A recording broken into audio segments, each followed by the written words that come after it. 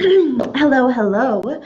I want to talk to you today about how to make cuts to your spending so that way you can save some money and pay off some debt and do all the things that you want to do with your money without feeling sad and deprived and like starving, right? So my name is Brie Sodano, and I'm a personal finance expert and the founder of From Sheep to Shark. I invented the invisible system to stop bleeding money and start stacking cash, and Shark School money coaching program where I work with my clients for 6 months, and they get like transformational, life-changing magic results. Okay. So listen, what I want to talk to you about today is, so most people come see me and they've tried budgeting, right? And they've tried making cuts. And the thing about it is, when you look at your money from strictly a dollar and cents standpoint, like what money goes where, how much money goes to what things, you kind of miss part of the picture. So one of the things that I teach is, I don't even teach my clients a budget. I have a system that we use where the bills get paid, and I have an entire webinar on that, but basically we get down to like pocket cash. With what money can we go to the grocery store? Can we buy gasoline, snacks, all the things, right? So here's what I want to talk about, is because most of us are overspending, and we're overspending in ways that are very low joy. They're not ways that like really enhance the quality of our lives, or we are doing anything good for us. In fact, most of the people that come see me want to be able to travel or want to be able to do like big home repairs, and instead they're buying like sandwiches, right? And so here's what I want to talk to you guys about. So when it comes to increasing the efficiency of your money, the first thing that you want to do is print out anywhere you spend money from. So your bank statements, your credit cards, if you have debit, like all of the ways that you spend money. Print out all of them for 1 month. Then you want to go through and look at the number of transactions. So I would say, like, bust out some highlighters and look specifically for food.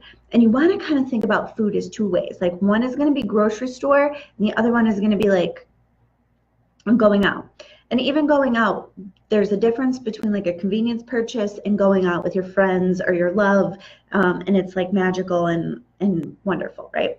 And so you want to look at food, you want to look at gas station, and you want to look at shopping. And the first thing that you really want to do is look for the number of transactions. How often are you going food shopping, right? So here's an example. So I had a client who told me that she would spend, she's like, I spend $250 a week on groceries. And when we got into her transactions, now listen, this woman came to see me because her student loans and her credit cards were stopping her from buying a nicer house in a neighborhood with better schools, right? So it was a big deal for her to get her money situation together. When we got into the numbers, I was like, the payments that she was making weren't the kind of numbers that would be stopping her from doing these things. So when we got into her transactions, I could see that she was spending $250 a week at the grocery store. I could see every Sunday a $250 purchase. But what she forgot about, like, this is where habit blindness comes in. What she forgot about is she would forget something and send her husband to the store, or she would run to the farmer's market, or she'd order a pizza because she didn't want to cook. And so so when we got into the truth of it, is she was spending $500 a week on food. That's a big difference between the $250 she thought she was spending, right? And so when we looked at it, it's if I just said, hey, cut this food spending back from 500 to 200 or 500 to 250, she's going to go about it all wrong. She's going to look at it like, well, how can I coupon, or how can I spend less at the grocery store? The grocery store was never the problem. The habit to be addressed was like, hey, don't send your husband to the store. If you guys forget hot dog buns, use bread. If you forget one thing, make do with what you've got. That was the habit change. And so that was easy enough to do. And so most of us focus on the wrong things. And so food, shopping, and gas stations are the big areas that I see people really spending way more money than they thought they did. But if if you're like, man, my kid is in all the activities, or my surfing habit, whatever you like, you'll know kind of where you think you bleed. And so you want to look for the number of transactions, because then you can get a pretty good guess as to like, am I being super inefficient with this? The more times you go to the grocery store, the more money you're going to spend.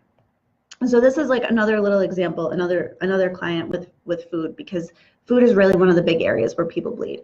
So she was trying to save money by going to 3 different grocery stores every week. So she would go to Aldi's for the kids' snacks because they had the cheapest things. She would go to the meat market because they had the freshest meat and like it was on sale. And then she would go to Stop and Shop for the rest of the stuff. And she thought she was saving money by doing these things because her transactions were smaller, but she wasn't. She was spending the same amount as like everybody else spends on their groceries, but she was spending, 4 or 5 hours going grocery shopping when she really could have got it done in one. And this was a lady who was busy and she didn't have an extra 3 hours a week to spend shopping. That's very low joy, right? And so I had another client who was accidentally spending $600 a month at the gas station.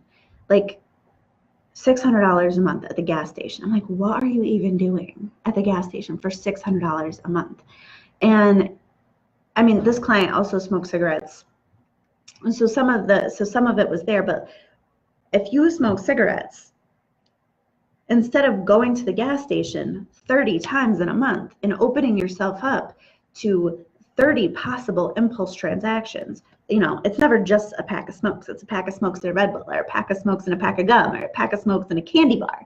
So instead of opening yourself up to 30 different ways to have like a tiny little bleed, just fess up to yourself that you spend $300 or however many dollars per month on this and just buy the cartons, right? Because that's efficient. So listen, so after you have your transactions kind of mapped out, you want to think about it from a habit standpoint and not a dollar standpoint. And so I'll tell you a story about another client.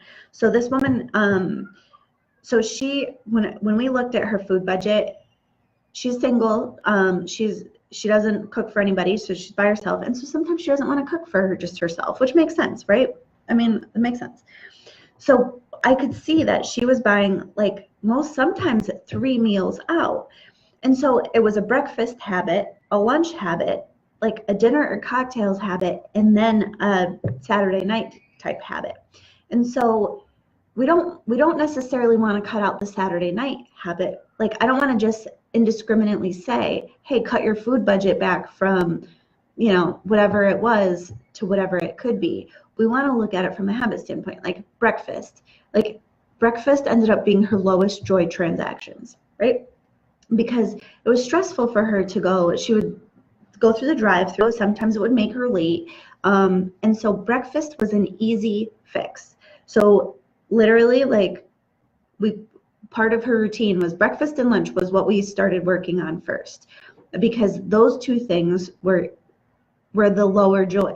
Like, going out to dinner with people is fun and exciting, but if you look at it just from a dollar standpoint, going out on Saturday nights and going out with your friends during the week, those are bigger transactions. And so we remember those things way more than we remember the $7 sandwich, right? But the $7 sandwich is really the problem, because we get very little joy from the $7 sandwich. Like, the $7 sandwich doesn't make us feel good. Dinner with our friends is what makes us feel good. You guys with me? Does this make sense? So you want to evaluate those habits from, like, look at it, but just instead of looking at it straight from numbers, look at it from a habit standpoint. And then you can start to see where the money goes, where it's not making you happy. And then you can, when you're thinking about it from a habit standpoint, how to make those changes becomes more clear, because then it's not just like, oh, we'll just stop spending so much money. Like, stop spending so much money is the shittiest financial advice ever, because it tells you what to do, but not how to do it. And so when you're thinking about it from, well, how can I do this? So when we realized that breakfast and lunch between the 2 was costing her about $100 a week, and she was getting very little joy from it, I was like, all right, well, if on Sunday you go to the grocery store and literally buy a bag of, like, she eats salads, so a salad supplies to take to work. Like, don't even make your salads. You don't have to prep them. She has a fridge at work. This fits into her life, right? And breakfast, like, just get a couple things that you could take with you in the car or whatever. And so we did those 2 things. And so now she's got the majority of the success already done because that work is already done. It was easy to replace those habits. And there's no resistance because she wasn't like really loving those sandwiches anyways. She wasn't like, woo woo, Egg McMuffins. She was like feeling bad about the Egg McMuffins anyways, right? And so she still gets to keep dinners out because that was never the problem.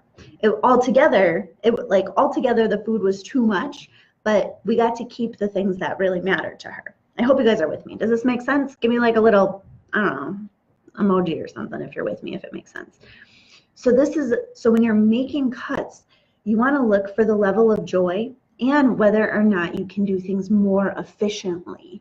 I'll tell you another little example. And so I had a client who every week would go to the package store, and the package store was always the same purchase. It was always like a bottle of wine, a 12-pack of beer, every now and then a bottle of something else, right?